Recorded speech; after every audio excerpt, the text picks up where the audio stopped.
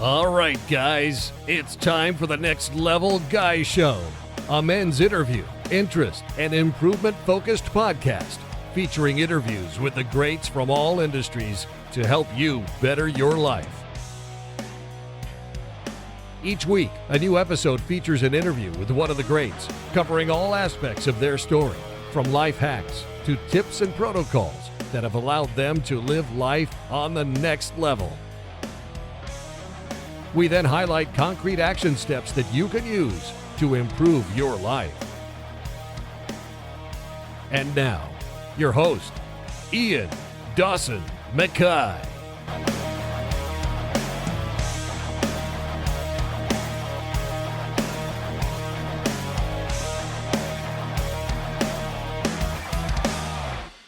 And today's guest is Andy Torbet.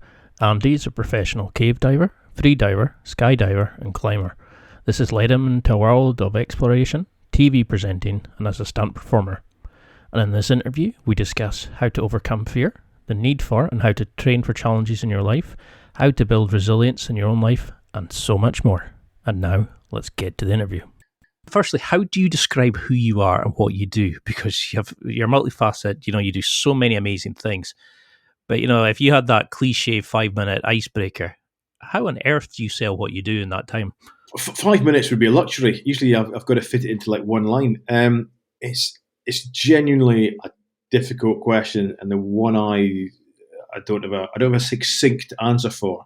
The reality is that I make a living. I physically pay the mortgage and feed my kids by earning money from stunts, movie stunts, from magazine articles, from doing sort of public speaking, from sponsorship, and from doing some TV presenting. But all those things are based around not my ability as a actor or a journalist or a presenter or that sort of stuff, but based around the fact that I'm a cave diver, a fairly decent cave diver, and sort of deep technical diver, a free diver, a skydiver, climber, ex-forces, ride horses, that sort of stuff. So, from year to year, how much sort of money I generate from each different thing is always different. I mean, COVID was, great for some stuff and terrible for others. So I don't really know. I don't know the honest answer. That's the long form answer. I mean, often if I'm filling in forms for customs or immigration, that sort of things, I'll usually put diver because of all the things I do. Even though I'm the last few years I've been selected for the Team GB skydiving team, the best thing I do is underwater. That and diving stuff, and that's certainly where I initially sort of made my name in stunts was in the water stuff. So that's what I do best. So often if it's just like, somebody goes, if I'm filling a form and it's like occupation, diver. But the reality is much more complicated than that. Because it's like UFC fighter or it's like, military guy or, and I was kind of thinking, how do I sell this or explain who he is to people? Yeah, because even for 10 years, most of them, I was doing a lot of presenting in the BBC. I've kind of came away from that and gone more in the stunt world just because I really enjoy the work and the people. But even when I was presenting the BBC pretty regularly, I'd never call myself a presenter because I wasn't there because I'm a very, very good TV presenter. I was there because they would wheel me in to do the jobs that no one else wanted to do. They're like, right, we need somebody who can string a sentence together, but also, dive to 120 meters on a shipwreck, or wingsuit out of a plane, or climb a frozen waterfall or climb a glacier in Greenland, and it's a pretty short list, so they wheel me in. So even those jobs were not based on the fact that I'm a TV presenter. They were based on the fact that I was a cave diver or a skydiver or a climber or whatever. So, I come back to this. Those sort of core skills that have opened the doors into all the kind of, I suppose they're all media type things that actually, that's how I pay the mortgage. So you were like me, you were brought up in the Highlands of Scotland. Mm-hmm. What do you think that was the motivation that made you become the Andy you're today? You know, the snorkeling when you were younger, the diving, the sort of going out and exploring the world outside. And do you think that's why people struggle now? Is life's become too easy? We're not having challenges in our own lives, you know, and that's something we need to do is go out and explore the world and interact with nature more.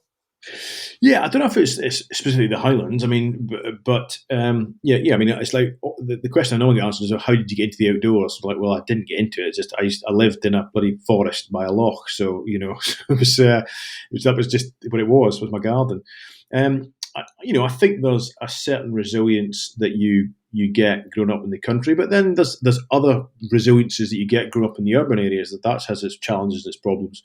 And certainly for me, when I had kids, there's one thing I said to Mrs. Like, right, I want to move to the country. I want them growing up surrounded by trees and and wildlife and that sort of stuff. And yeah, I think it's a more natural, healthy environment. But by the same token, not everyone can manage it because, frankly, there's just not enough. There's not enough land in the UK, right? We're a very densely populated small island for everyone to live in the middle of nowhere. But returning to your question, I do think that we need challenges and obstacles and failures in our lives. It's not pleasant, and I've been through quite a number of them, but I think for starts, human beings were never designed to be happy all the time. If you cannot be happy 24/7, it's insanity. It's not physically possible. And what you tend to find is that people will always find things to be anxious, to be nervous, to be unhappy about. And the better your life is, the more comfortable your life is, the more minor those things are. So if people are leading lovely lives, they get really annoyed and stressed because, Amazon are going to deliver a package in 2 days' time rather than 1 day time. It was described to me once as uptown problems and downtown problems. Uptown problems is your Ferrari won't fit in your garage, or you get too many £100 notes to fit in your wallet, or your down encrusted shoes are making your feet hurt. Downtown problems is I've lost my job and my kids are starving. Downtown problems is I've got cancer. Those are so everyone has problems. The idea is to try and make sure yours are uptown problems, but the idea really should be to if you've got uptown problems, recognise that actually that means your life's pretty good. I go further than that, saying that personally for me, I can only speak for myself, although I think it's a general kind of thought that it's the hard times that make us better. We often don't recognise that until the good times arrive. But say for me, I look back and go, my God, those hard periods in my life is what made me better. They stepped me up. The good times tend to be comfortable times, so they're lovely to have, but they don't necessarily force you to become better in any way. So, and it's one of those things that I still rush. I've got 2 young kids now. We're doing all right. We're certainly a lot better off than I was when I was growing up. But I do worry that, I don't want to spoil them. I don't want to make their life too comfortable. I don't want to cover them in cotton wool. I need to expose them not only to risks and to hazards and to injuries and all that sort of stuff that you need to kind of to build up a level of physical and mental resilience to survive in the world. But also, I don't want them to fail, but by the same token, I know they need to fail sometimes to learn how to fail and keep going and come back from that. So it's one of those really hard sort of paradoxes that they need to go through hard times to learn certain life skills, but you don't want them to go through hard times because you want them to be happy all the time. So it's difficult. Because it was one of the reasons I really wanted to have you on was that you were the epitome of somebody who was demonstrated, having to deal with fear, anxiety. You went in places that most people went, oh, fuck that, I'm not going into that cave. Like, look at the small opening. You were doing these amazing things, and you were like the first person I could think of about overcoming fear, dealing with anxiety, like challenging yourself. And you do like these amazing things, but you spent your time in the bomb disposal. Apart from obviously having a lot of patience and sort of, what did you learn about that time of dealing with risk, doing, involving risk assessments? Did you use things like box breathing? What did the military teach you about going in a situation where you think shit could hit the fan? How do I control this? Well, the main thing is both in bomb disposal and high risk search was threat assessment. Do an accurate threat assessment, which I suppose translates into civilian words as a risk assessment, i.e., identify. And this is often where people go wrong. They people misidentify the problem, so they try and solve a problem that doesn't exist, or try and solve a problem that's minor and it's a major problem. The kind of elephant in the room they're in denial about. But in the case of these sort of dangerous things, or seemingly dangerous things that I do, what is key is you start off and you go, right, where are the risks? The important ones, I'm not worried about risks that might give me a scraped knee. I think it's going to kill me. So where are the risks? And once you identify those risks, you go, right, where can I stop them from happening? And the chances are you can. You'll never be 100% certain that you can completely nullify risks. So what you then go, right, how can I mitigate those risks? How can I reduce the chance of those happening?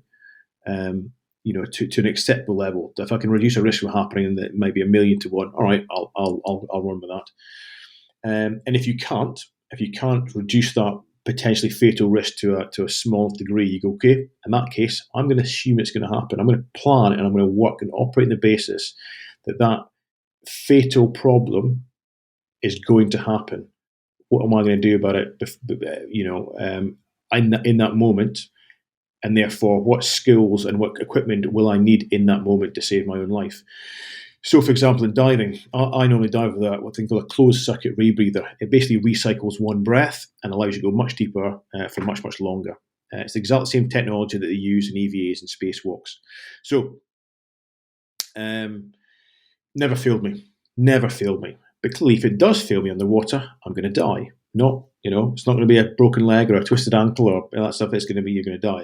Cave diving is and deep diving is a very binary sport. It all goes well and you're okay. It goes badly, but you fix it and you're okay. It goes badly, you don't fix it and you die. That's kind of it.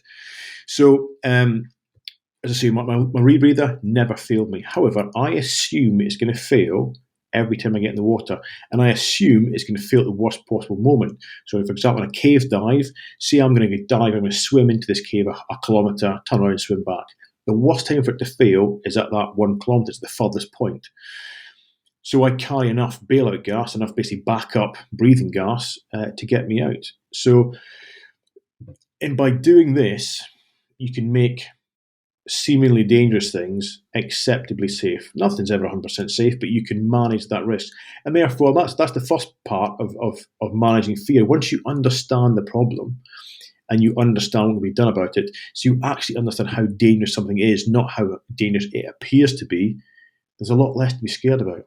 Take skydiving, for example. When you first jump out of an aircraft, when I did it, my God, you're shitting yourself. You jump out of a fucking plane at like 15,000 feet. Of course, it's terrifying.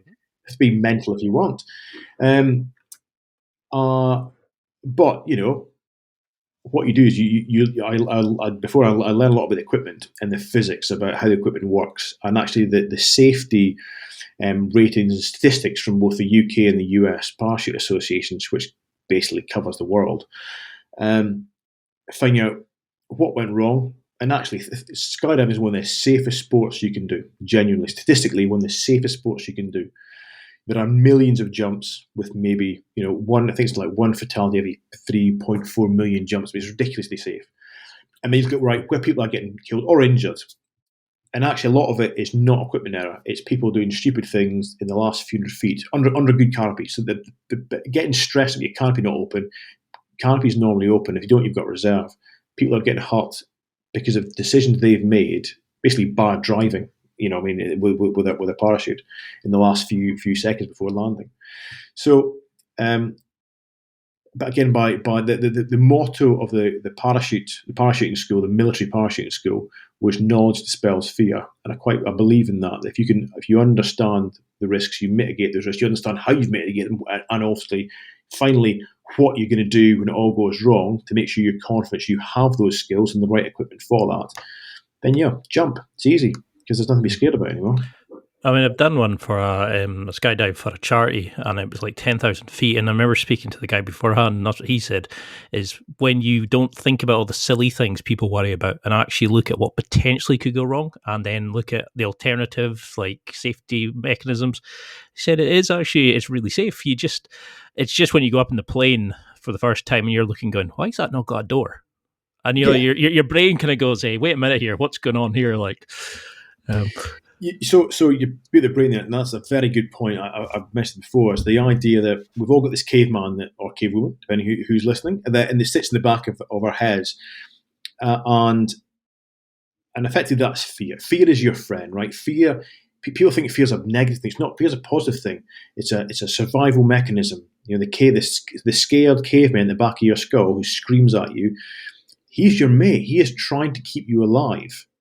Okay, that his primary concern is your safety and well-being. Not it doesn't care whether you're having fun or not. He doesn't care whether you're impressing anybody. All he cares about, doesn't care if you're earning any money. All he cares about is that you're safe.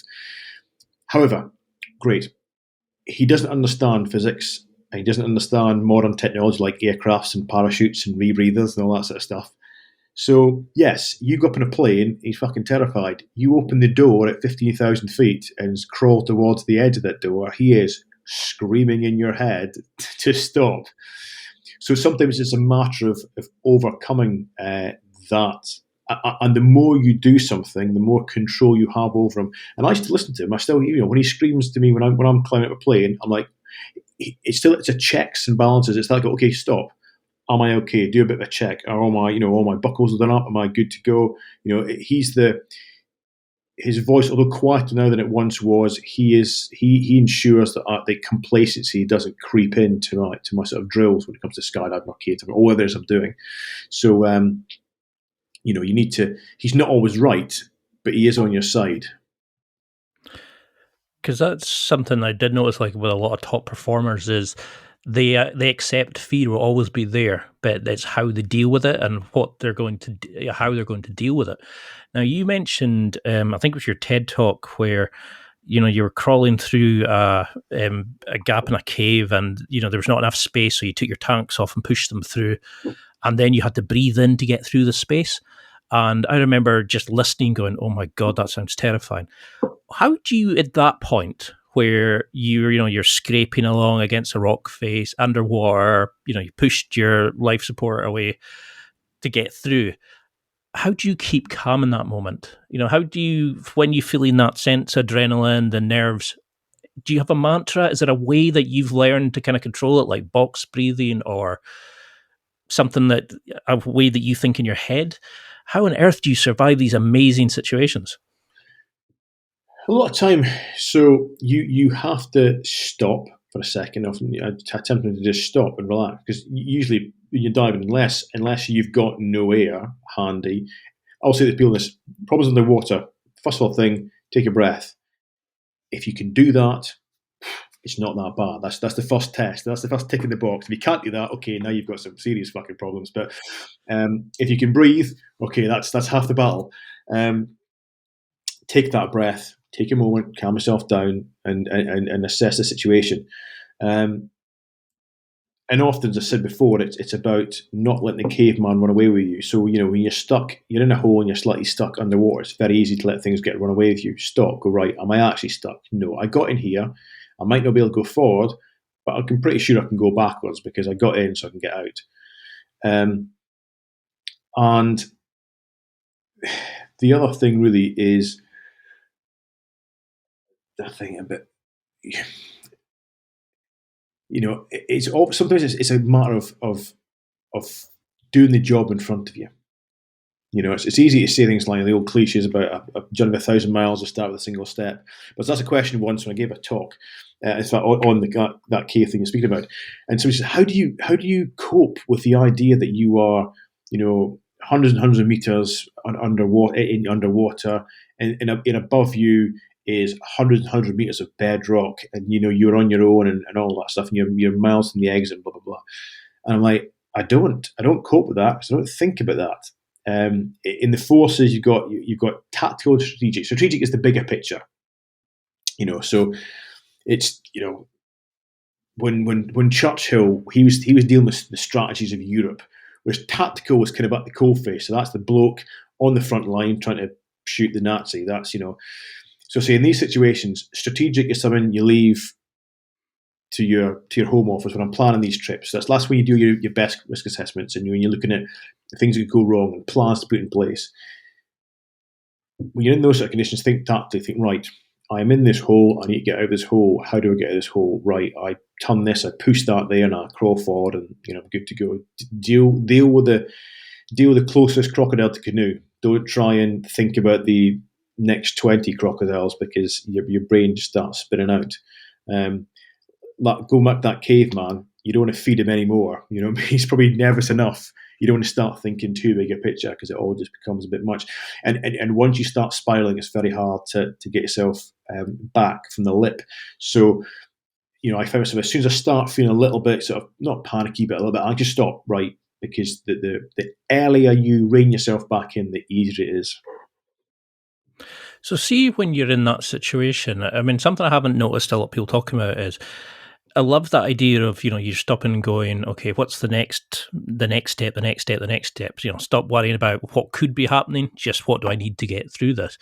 But once you've done that and you've crawled through that space and, you've got to a secure location, how do you regroup? How do you recalibrate and think, okay, I've got over that and carry on? Because, you were saying about in other interviews about crawling in where a camera crew couldn't come. So you were taking like the GoPro through to get the shots for them.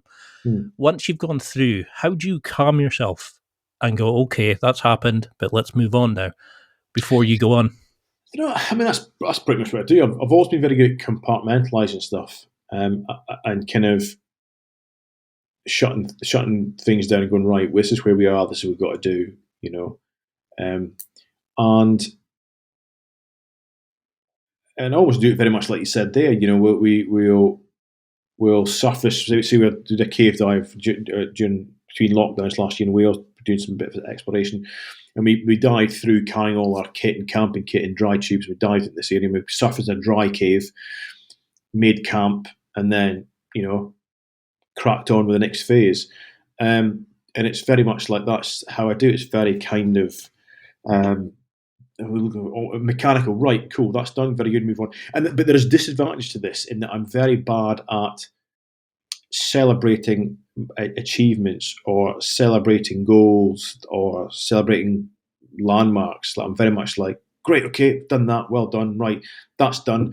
Move on to the next thing. What's the next project? The next thing, the next thing, the next thing. And sometimes I wish I could be slightly better at just taking the time to stop and appreciate what I've just done, or even where I am.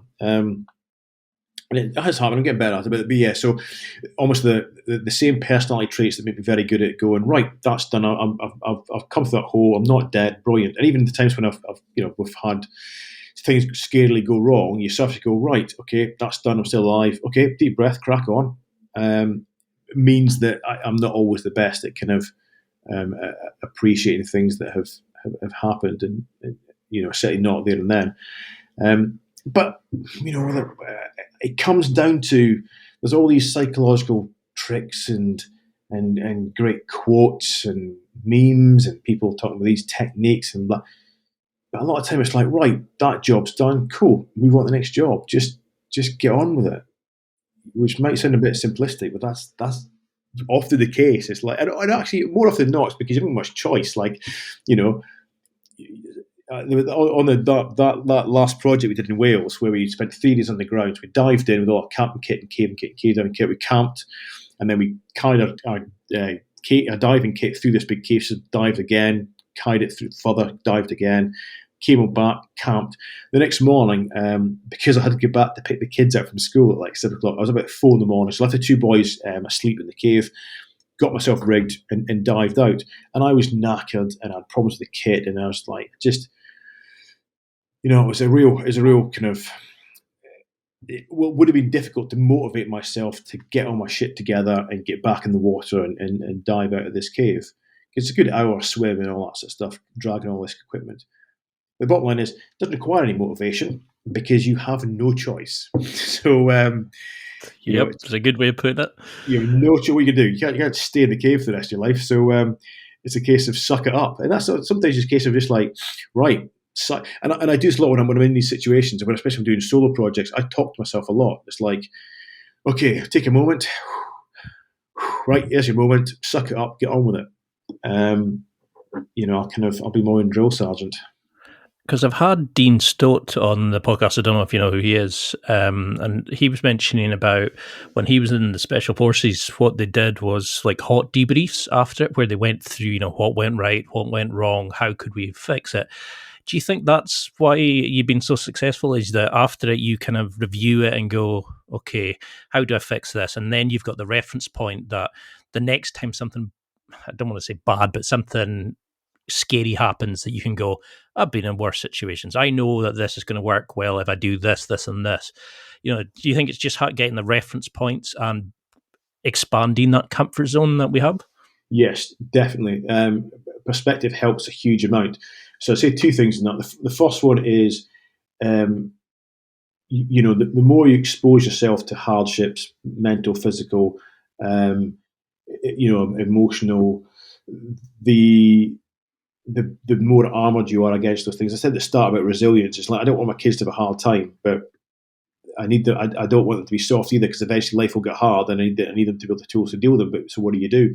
But the I remember when I was in the forces, my section Sergeant Rand from the SBS was he was never allowed to well, we used to call it. He was never allowed to beast us. I give corrective training, so that's but he's just being thrashed, being like doing press ups and runs and kind logs, and until you pass out. But one day we'd made whatever mistake we'd made, the batch, and we were standing by down the bottom field at Limston, actually, in the Commando Training Centre, and we're facing the mud flats. The mud flats were horrendous. Trying to run in the mud flats was just the most soul destroying thing in the world.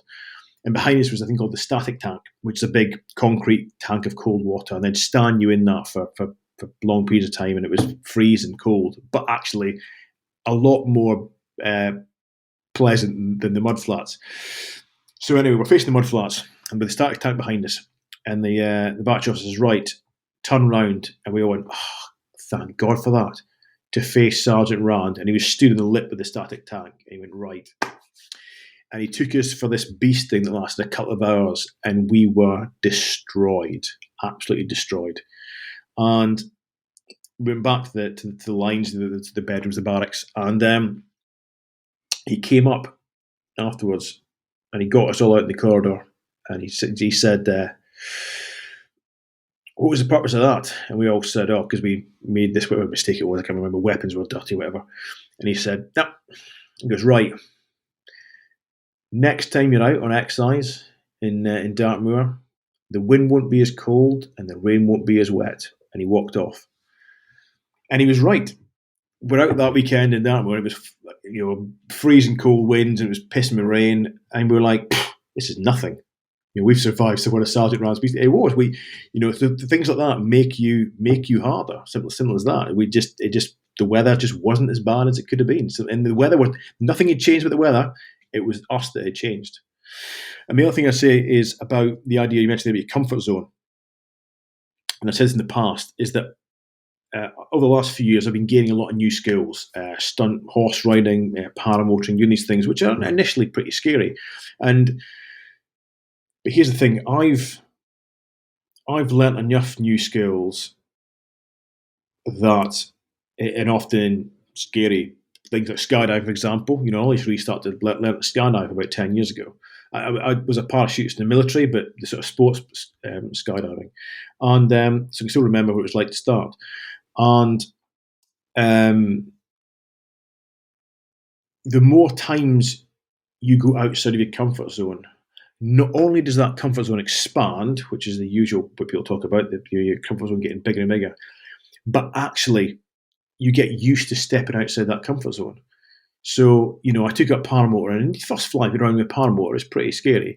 But I'm like, okay, cool, I've been here before. Like, I've been in a situation where I am doing a new thing, I'm not very good at it, and I'm scared. I've been here before. learning to horse ride properly, and to gallop and to jump and to ride bareback, and these are the things that again can be pretty scary at the start. But again, like, cool, okay, well, I can't ride, but you know what? The actual general feeling of feeling that you can't do something and see this would be being scared is not new. That's so. So doing new things, doing things that scare you, not only increases your comfort zone, but also makes it more and more comfortable to step outside of that zone. I love that kind of mindset because, I was just thinking back to like when my family have sheep, we have like lambing seasons, and, there's that moment of when you've been soaked to the bone holding a sheep down while your dad's lambing it, and it's wind in your face and that. Once you've got that reference point, you're never as cold again. And I love that kind of mindset with the soldiers. It's kind of, you've experienced the worst of it, so it's never going to be just as bad as that.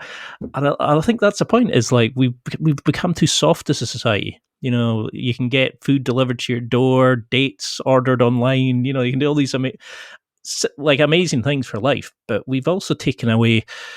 I think, was it Bruce Lee that said, don't give your kids everything that you didn't have. Give them the knowledge and the skills that you never had.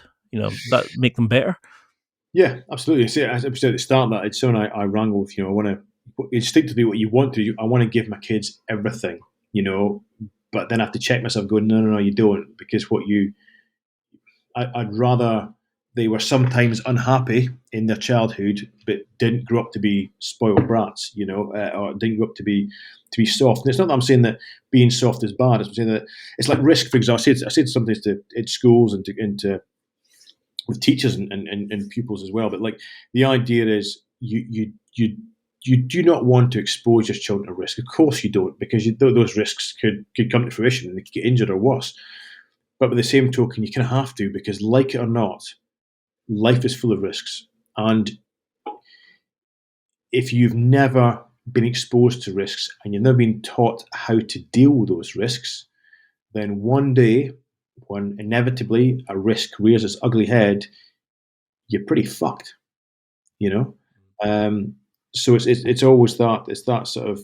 I suppose it applies not just to my kids, but to people in general. If people listen to this, it's like, yeah, obviously you're not going to want to go and kill yourself. You don't want to expose yourself to lethal risks, but you have to expose yourself to some degree of risk in order to learn how to cope with these things and the tools that will work best for you, because there's all different, like I'm sure on your podcast with lots of different people with lots of opinions and tools on how best to deal with fear and anxiety and stress and that sort of stuff.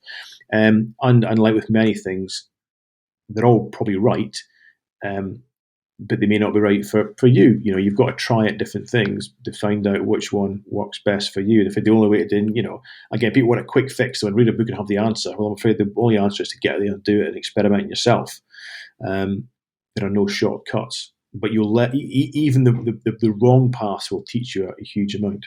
It's time for a quick break. There are millions of potential products to buy, so how do you know which ones are worth your hard-earned money? Simple. You go to nextlevelguy.com/affiliates and explore those that will transform and improve your life.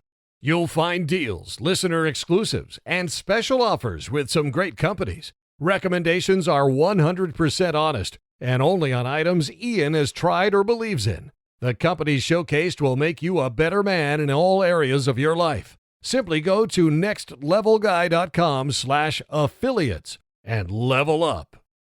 Because it's something people have mentioned is, that you're going to feel the fear anyway, but some people have said, you train so much and you get your skills to such a high level that you fall back to the level of your training, not to the situation. So that, even if you have gone out your way and gone in a really bad situation, you can at least know that your skills will kick in. Would you agree with that? That, it's the fact that, because you started diving when you were like really young, some would say, oh, was that your youthful confidence overtaking like a more sort of mature way of looking at, like seeing the dangers? Or do you think it's because you have been so skillful and built up years of experience that, you feel it anyway, but know your skills are there to get you out of the situation? Yeah, I think I always tell people they should train one level up. So, if let's take diving because it's a really good kind of example because it's got figures in it. Say that you never want to dive deeper than 30 meters, for example. I would say, cool, train to 50. Train to 50, which means if anything goes, if the shit's the fan at 30 meters, you've got a bit in the bag. If you're absolutely at your maximum level of competency and skill and mental fortitude, and then something goes wrong, you've got no room for error. And obviously, it gets to a point when we're doing sort of pinnacle dives or pinnacle skylight. But some of the big projects we've got planned, cave diving wise, you get to the point where you are diving at your absolute limits, but that's something you've got to accept to sort of push the boundaries. But so I always think what's the old adage in the forces, train hard, fight easy. That you want to be training harder than you're going to fight. So if you're I'm sure marathon runners would disagree with this. It's probably not a very good analogy, a very accurate analogy. But if you want to run 26 miles in a race, maybe train to 28 or something like that.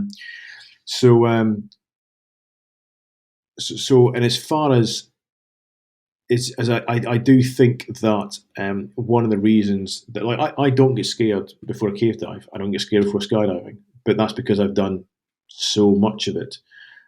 I do still foster that little. I try not to, and I never want to lose a little caveman because the little caveman, that tiny little bit of fear, you want to keep hearing because that's a reminder. Mate, check your kit. Mate, check this. Mate, what's the clouds doing? Mate, what's the water doing? Whatever. Because complacency can kill it, and it often happens if you look at the statistics. And I do a lot of research on sort of finally action reports because I always think, right, something's gone wrong with somebody. Is that something that could affect me? There's a bell curve which you tend to find in both skydiving and diving. So they're quite good for that. In that there's not that many accidents when people are beginners, and there's not that many accidents when people are experts. It's kind of not even middle, it's slightly to the right of the middle. So it's when people are maybe advanced intermediates. It's when they start or getting enough knowledge and experience and qualifications to have a bit of a swagger about them and think that they know everything. And that's when things tend to go a bit wrong. They tend to be the same people on the internet with mass opinions about black and white opinions about it should be done like this or it should be done like that. Whereas you then speak to guys who are like, global experts in something like cave diving. And they're like, well, there's a few different ways to do it. There's a few good ways. There's a few right answers, and and they're the guys that again on flight line. So we do flight line checks in skydiving. So before you get the aircraft, you check your kit, then you have somebody else check your kit. And sometimes you'll see guys who've got a few hundred jumps. Well, I don't need my kit. I get a kit checked. I've got a few hundred jumps, and I'm like, good mate. Me and these two guys have got thousands of jumps. And we're still checking each other's kits because here's the key thing that people should remember about this very long diatribe I'm doing. Never underestimate your own ability to be a fucking idiot. Love that. It takes, was it they'll say, is like, you can have years of faithful service, but it can take 2 seconds to fuck up. It's exactly. And I love that you have these kind of like protocols and that you haven't got you're not like arrogant enough to think, I'm never going to be infallible. So you get guys to check you and make sure you're right. And, there's procedures. Do you think that the good thing that came from the military where they give you, like doing the recce's and having fallout points and meet-up points and all these kind of things that the situation you're going to go into. So there shouldn't be too much popping up that, kind of goes, oh God, I never knew about that. Do you how do you do it in that situation, especially when you're, doing new cave systems where you can never know exactly what's coming? Have you found a way that works for you? Yeah, I mean, the first thing I say is that, do it at home, in front of your laptop, in your pants, a cup of tea. You can think far, far clearer there, and you can stress to the max underwater in the dark. So, it's like when I have things have gone wrong and I've done something, I go, oh my God, you saved your life in that 1 second. Like, no, I didn't. I didn't save my life in that 1 second. I saved my life I saved my life in the years building up to that, gaining the skills to be able to do it. But actually, what I did was when I'm sitting at my desk going, right, we're doing this dive, right, I've got my rebreather, cool. Right, I'll need some bailout gas, I'll need a spare torch, I'll need this, right, if this goes wrong, I'll do this, if this goes wrong, I'll do this. So you've already thought about all that in the comfort and the space and the peaceful, environment of your own home, sat on the sofa or whatever. So that's time to think, because you've got plenty of time to think clearly there and put plans in place. So when the shit's the fan, you go, cool. Thankfully, I've already spent hours working out how to deal with this problem so that I can deal with it in 1 second. I'm not going to die. As for the military stuff, I mean, it'd be very easy for me to say, yeah, the military taught me about, having drills in place and having SOPs, like standard operating procedures, and these are all great. But the flip side is that my main skydiving mate has now been in the military, and he's a much better skydiver than I am, more knowledgeable. My two main sort of cave diving, deep diving, technical diving sort of buddies, again, neither of them are ex-forces, and they're very, very, very good at world class at what they do. So, although I think the military definitely gave me a certain mindset and a certain way of approaching things, it's clearly not the only path to the same destination, because the people that I operate with, some of the most extreme environments you can think of, they didn't come that route. And do you think some of it is also from you're so used to, you're like the safety diver, you're leading expeditions, you've got like a less experienced camera crew and presenters behind you, that it's almost like you accept that responsibility? Like what have you learned about teamwork from that situation of having to, monitor people and risk assess and check their like an evolving situation? Do you think that's part of it, is that it's giving you the ability, because you can't really worry about yourself as much because you're looking at less able people? Yeah, I enjoy coaching. I find coaching and taking people like that makes me better, because it forces me to kind of look at myself and to understand or reassess some of the things that I've been doing. To be brutally honest, I don't tend to do stuff with people that need a lot of assistance. As I say, like when I'm cave diving with Chris or diving with Rich, the two main divers, they're world class. So we're on a par. We obviously all still looking out for each other, but there's no one being led by the hand. When I'm doing skydiving stuff with Mikey, again, we are, we're not. Because the nature of the things I do, I'm trying to work out how it says that so I can completely arrogant twat, but with the nature of things I do means that the people I've got to do it with are of a very, very high standard, and therefore they don't need me to look after them, because if they did, they shouldn't be there.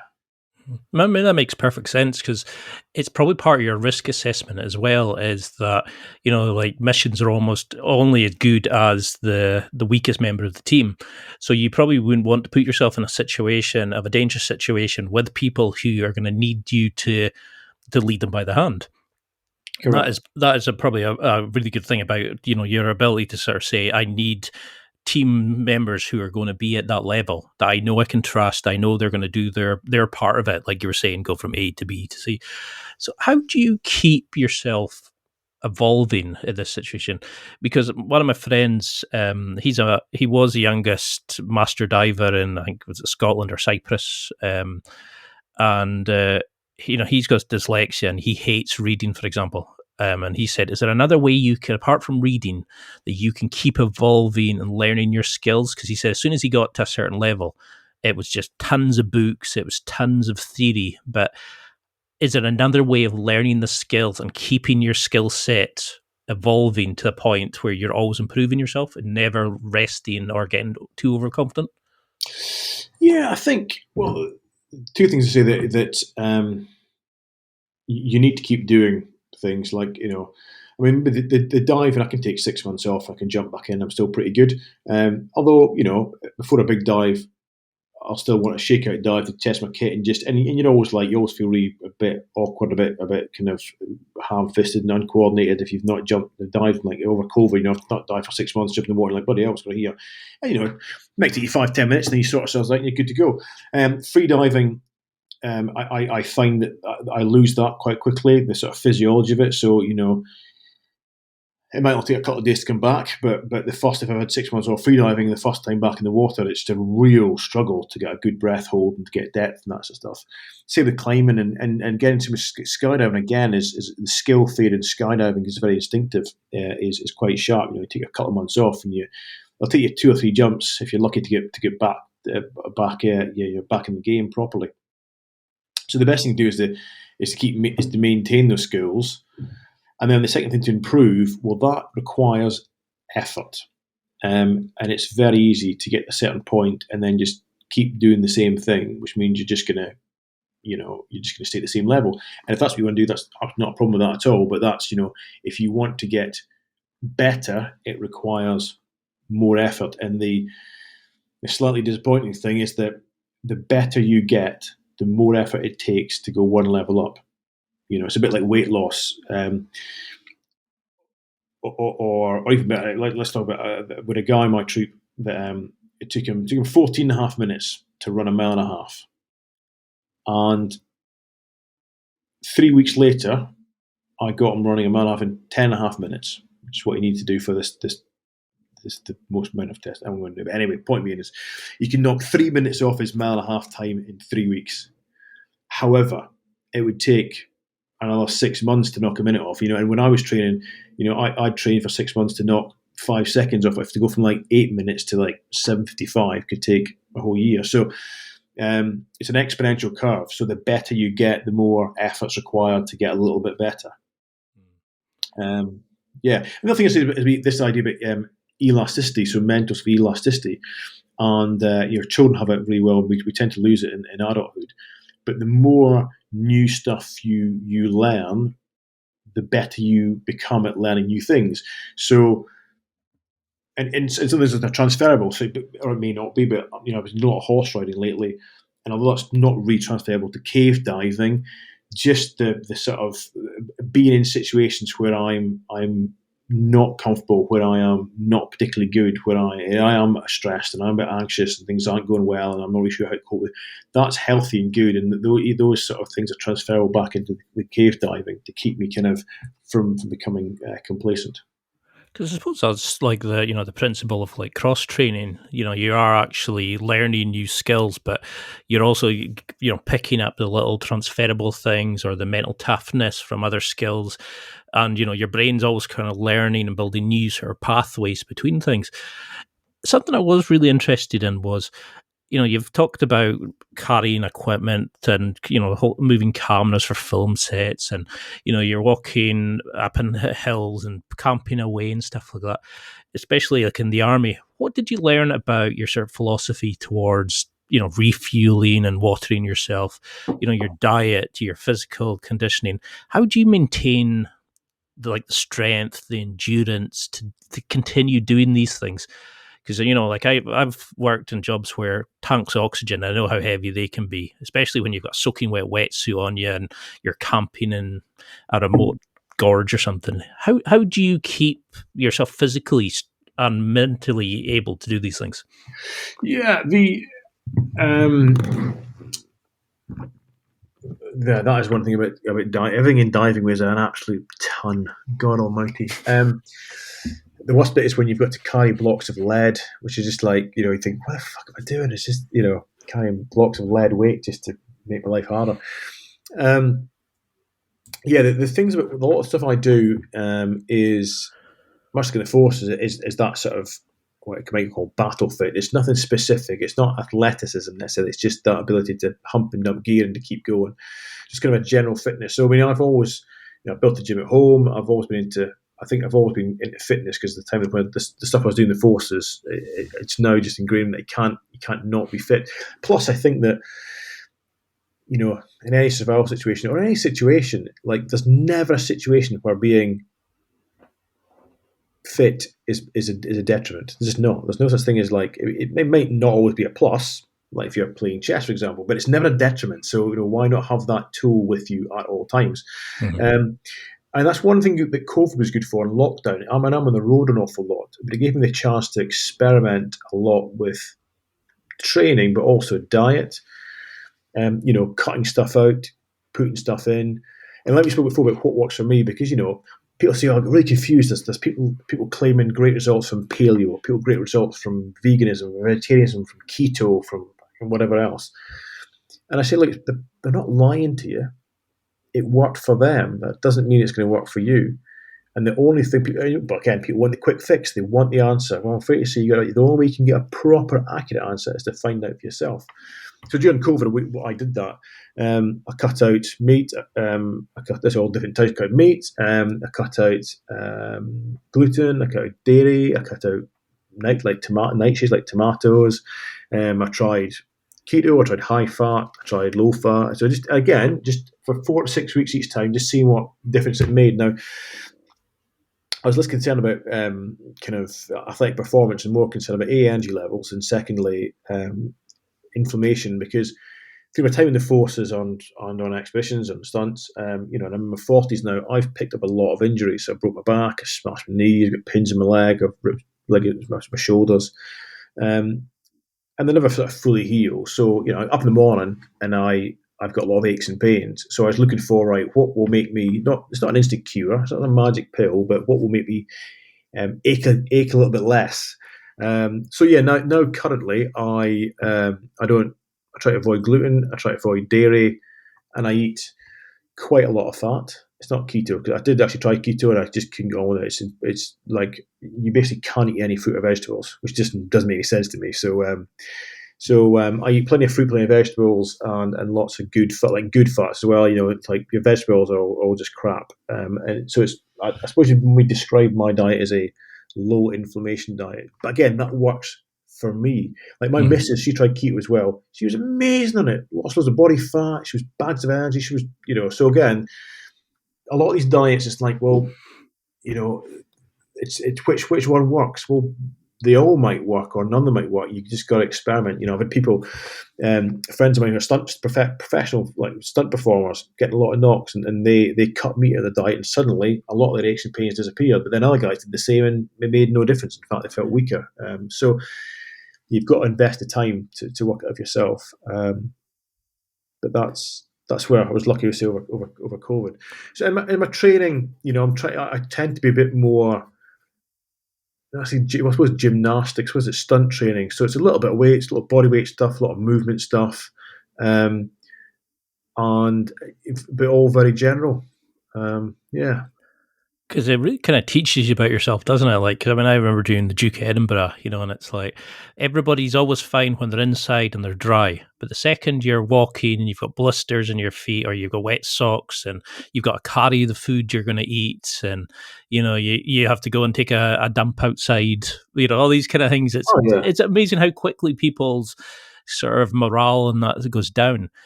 So how do you keep that mental toughness while you're doing these things? Is it like you were saying earlier? Is it just it's because it's paying my wages? I know I need to do this.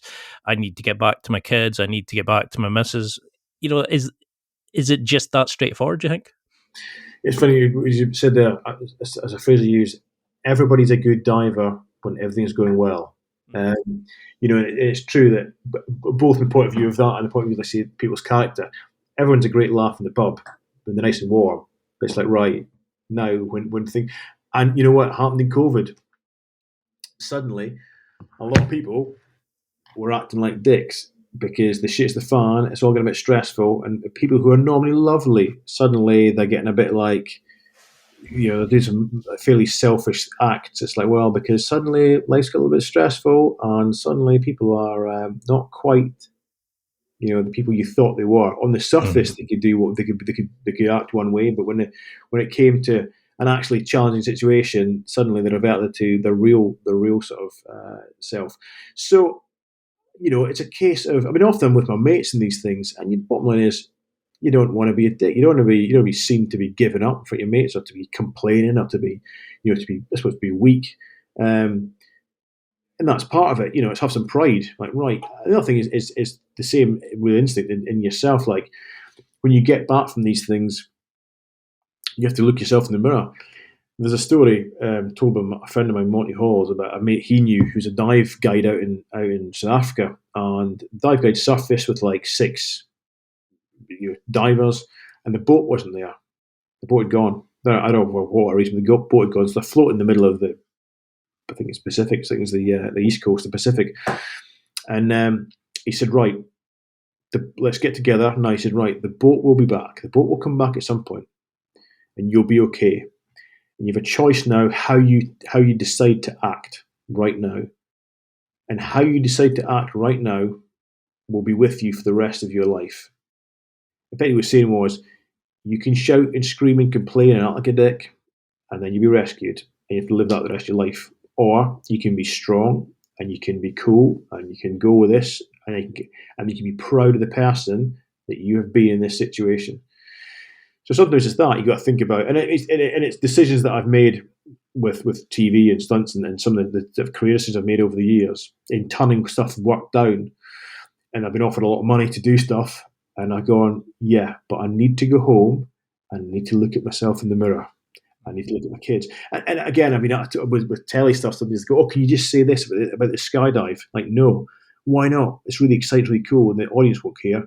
Yes, but one of my friends, a skydiver, might watch this, and then he's going to take me to task and ask me why the hell I said that, which isn't true about skydiving, and he'd be right to do so. So yeah, I think it's holding yourself accountable. I love that, because a lot of people aren't at the minute. Well, things were going fine, and then suddenly, everybody's bulk buying toilet roll and causing mayhem, and I'm thinking, you wouldn't do that normally. So why do you think it's acceptable in a situation like this? Be the person that you would want to be leading. Look for the guy. Be the person that you would wish was leading the group of you to get to control the situation.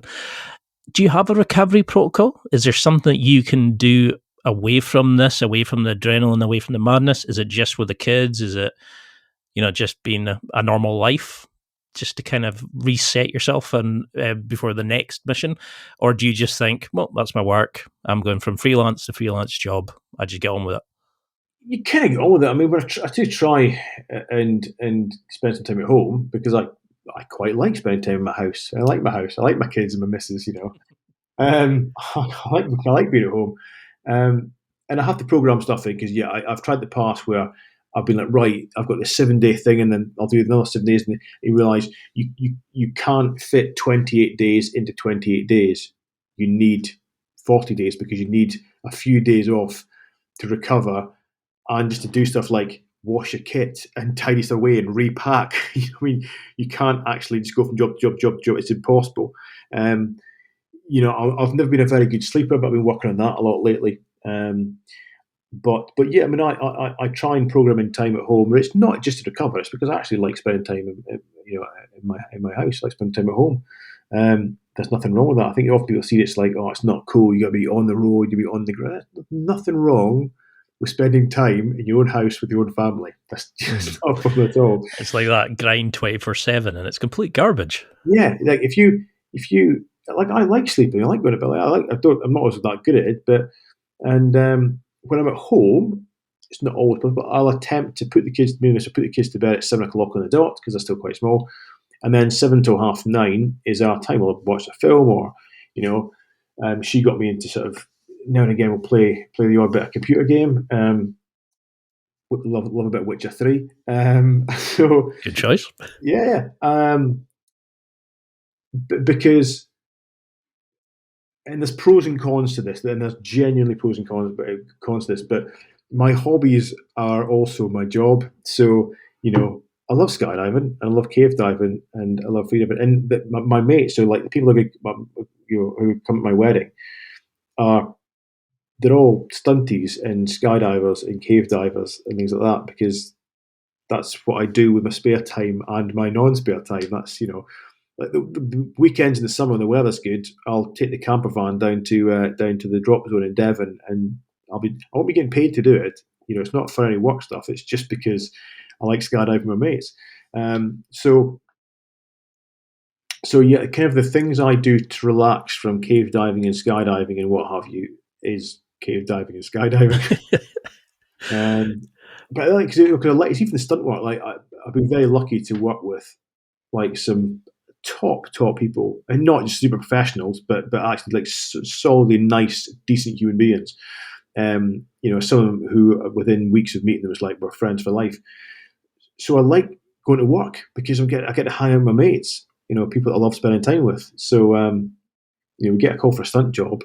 And I'm like, who's on the crew? Oh, these guys. Oh, brilliant! That's great. It's kind of like a bit like going on holiday.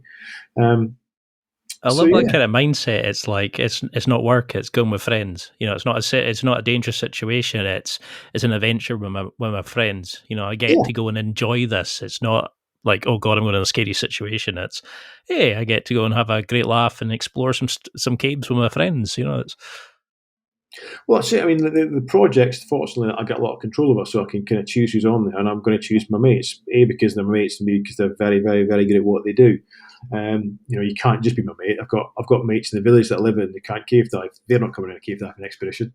Um, but and another thing I think is having some putting down some roots, because I moved around that much that I didn't really do that, and also the idea of giving back. So I don't speak about a huge amount, but I'm quite heavily involved with like mountain rescue, cave rescue, and sort of water rescue, especially in my local area, and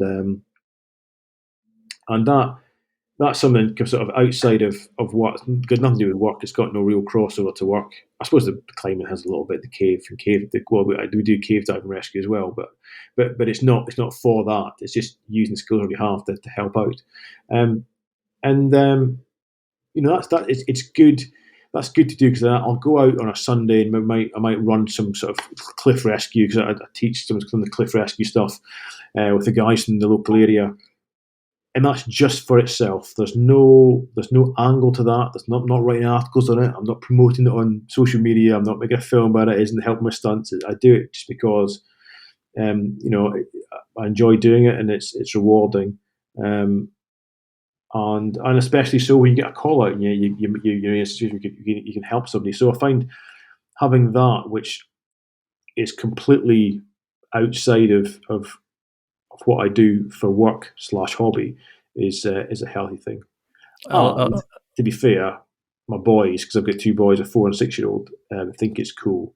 Even though we don't do huge amount, but where are you going to do that? I'm off to do rescue training. I think that's well cool. So I love that. Like it's amazing what, like, how. I mean, I've got so many questions still for you, and I know we're on 7 just now, but I would love to have you in around 2, because there's so much stuff. I think we're just sort of touching the surface, and I find you so easy to talk to, and you're so engaging, and I think that's why you've been so good at presenting. But until we can get around 2, and what would you want people to remember from this? How could we start getting our own adventures, and how can we start becoming more Andy Torbet in our own life? So I was asked the question once. Again, at the end of a talk, what's the secret? And I was like, what do you mean? He goes like, well, you see these guys like Leo Holding and people like myself now making a living from invention. What's the secret? And it made me think. And I was like, yeah, you're right. I asked the same question when I first started. I looked at these, your Ronald Fines of the world, or your, say, Leo Holdings was a good example in the climbing world. Like, how the hell do you make a living as a climber? How the hell do you make a living as a diver? And not a commercial diver, but like a sort of adventure explorer, whatever you want to call it. And so I wrap my brains, like I try to find the sound. You go at this and try and look at, well, how do you manage this? And you go, right, well, while I'm trying to figure it out, I'm gonna go and do a little project where I'll go and dive in the highest loch in Scotland, lake in England, and Llyn in Wales. Cool. And I still couldn't figure it out. But anyway, so I wrote an article on that. But anyway, I couldn't figure it out. So I'll go and do this solo cave diving project in Scotland, and that'll keep me ticking over. And eventually, you wake up and you're doing it. And the secret is, and I know it sounds cliched and a bit kind of predictable, but the secret is there is no secret. The people out there doing these things are not any better than you. They just got off their arse and started. And it comes back to that idea of like, how do you get to this end goal? Well, don't worry about that. Worry about just take the first step. So if you want to become a professional, underwater explorer, all right, well, first of all, can you dive? If you can't dive, go and learn. Once you learn, go and jump in places where no one else has dived before. It might be rubbish, it might not be, but just make a start. No one is an overnight success. The people who are overnight successes usually spend years and years and years of grafting to get to the point where they become an overnight success. So that's the key thing. It's just literally go out there and do it. Just go.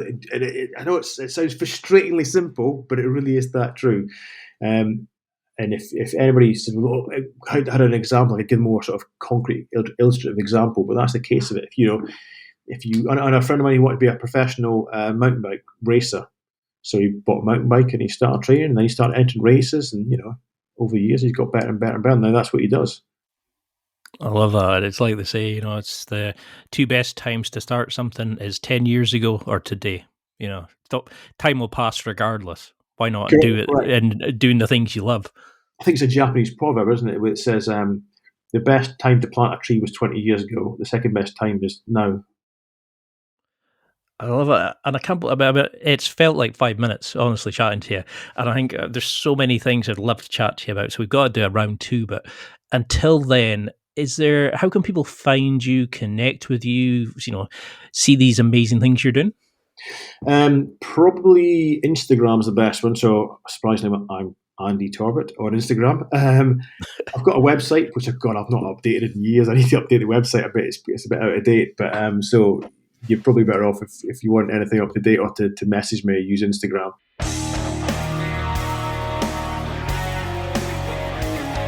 Well, that's it for another week, and thank you for listening. It's now time to take what you've learned and use it to develop and enhance your life with the key points mentioned. Listen, try it, embrace it, use it, and crush it.